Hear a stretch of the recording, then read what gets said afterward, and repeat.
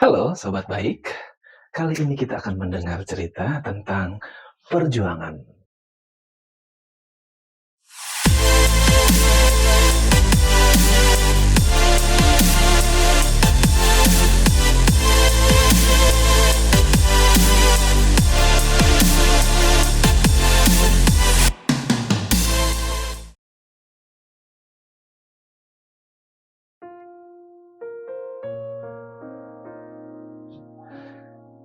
Sobat baik, ini cerita tentang si burung elang.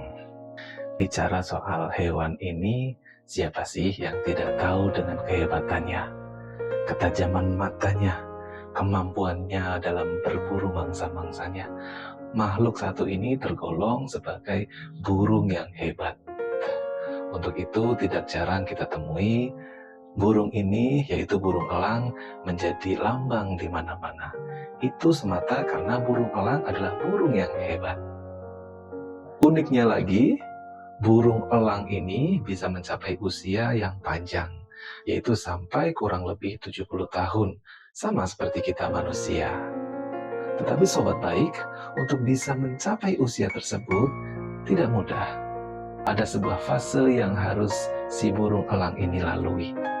Fasenya tentu fase yang butuh perjuangan. Kisahnya dimulai pada saat usia yang ke-40 tahun. Usia yang tua untuk seekor burung elang. Ya, pada usia 40 tahun ini kondisinya sudah mengalami berbagai penurunan. Salah satunya adalah cakarnya. Cakarnya yang semakin lama semakin bengkok. Dan ini tentunya menyulitkan elang dalam hal mencengkram mangsanya. Ya, begitu juga dengan bulu-bulunya.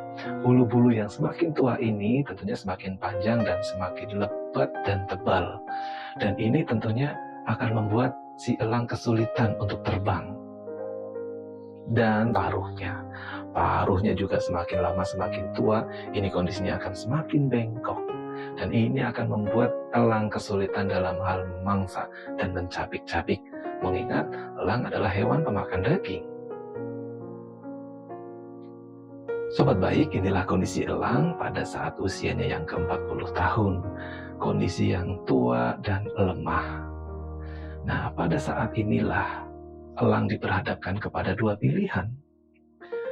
Yang pertama, dia menunggu sampai akhirnya mati. Atau yang kedua, dia harus berjuang untuk tetap bertahan hidup. Nah, proses perjuangan inilah yang disebut masa transformasi.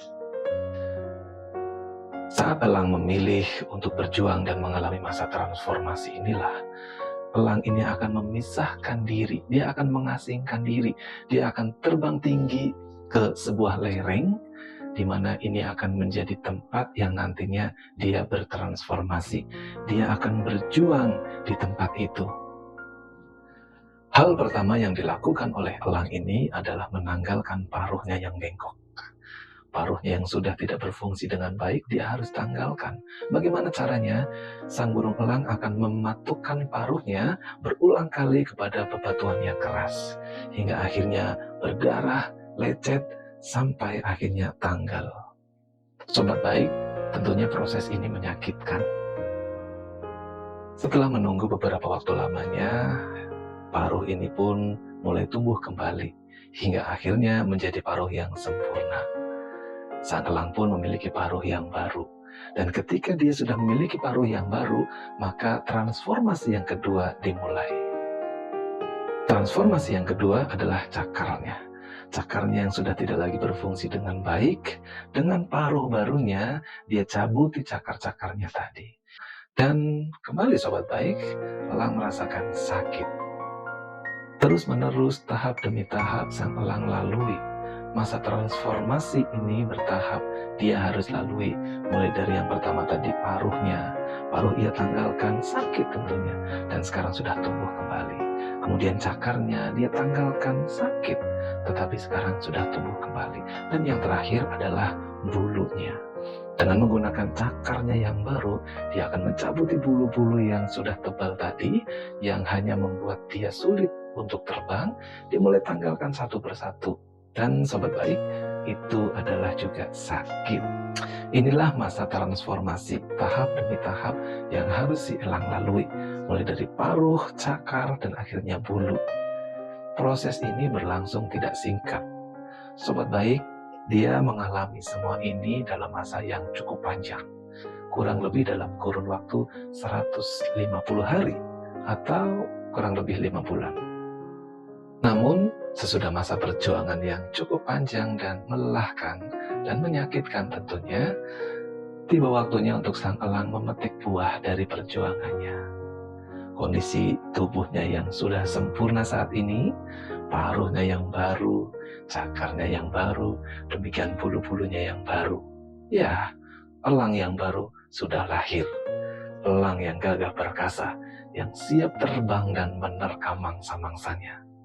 Kehidupan baru pun elang bisa nikmati.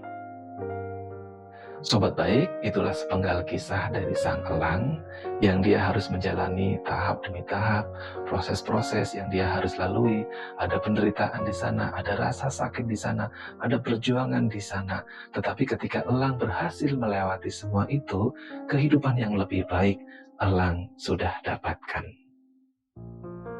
Sobat baik, pelajaran apa yang kita bisa tarik dari cerita si elang tadi? Simpel aja ya. Jika kita merindukan sebuah kehidupan yang lebih baik, maka tentu harus ada perjuangan. Mungkin di dalam perjuangan ini kita harus merasakan penderitaan, kita harus merasakan rasa sakit, mungkin kita harus berkorban dan lain sebagainya. Tetapi Allah mengajarkan kepada kita, ketika kita mau berusaha dan berjuang, ketika kita mau melewati masa itu, maka kita pun bisa mendapatkan kehidupan yang lebih baik. Baik, itu cerita kita kali ini. Harapannya cerita ini bisa berguna, bisa bermanfaat buat semua. Saya, untuk sobat-sobat, dan juga untuk orang lain. Semoga melalui kisah-kisah yang demikian, itu bisa membangun kepribadian kita, menjadi pribadi yang lebih baik, semakin hari semakin baik. Baik, kalau begitu sampai ketemu di cerita-cerita berikutnya. Sebelumnya saya mengucapkan terima kasih buat sobat-sobat baik yang sudah memberikan like-nya, yang sudah mensubscribe, atau bahkan komen-komennya. Saya ucapkan terima kasih. Sampai ketemu di cerita kita berikutnya.